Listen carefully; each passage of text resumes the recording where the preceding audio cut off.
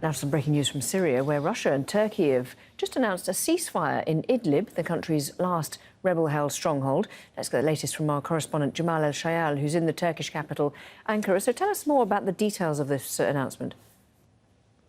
Well, Lauren, as we know, Russia and Turkey are the two of the three main guarantors of the de-escalation process, if we can call it that, that's been going on for a couple of years now, an attempt by regional countries to try and bring a reduction in the fighting after they admitted, obviously, that it was difficult to bring a total end to that. And Idlib was, as you mentioned, the last remaining stronghold of the opposition. However, despite previous agreements and these guarantors reaching some sort of a deal to stop the violence and the constant bombardment in Idlib, the past several months have seen an escalation of attacks both by the army of the Bashar al-Assad regime as well as by the Russians themselves. And that's led to hundreds of thousands of civilians essentially fleeing Idlib, 300,000 in the month of December alone, and most of them, of those 700,000 over the past, say, 7 to 8 months, have been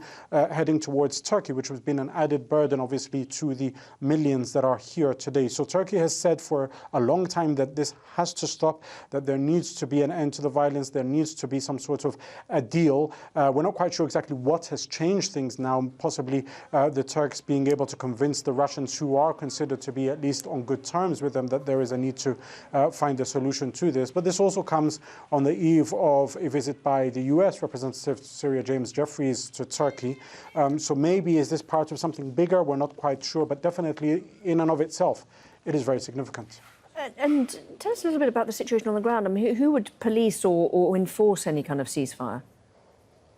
Well, that's a good question. I mean, there are armed rebel groups there that, for the large part, fall under the influence, let's say, of Turkey.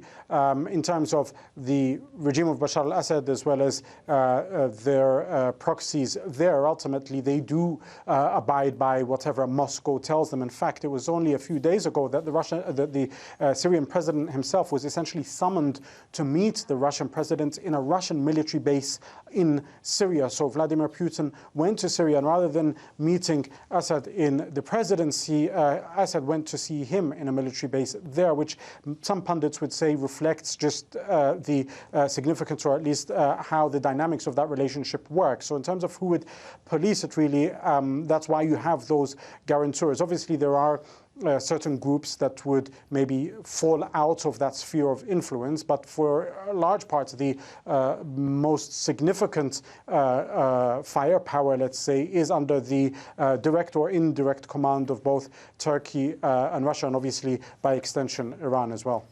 Jamal El-Shayal, thank you very much.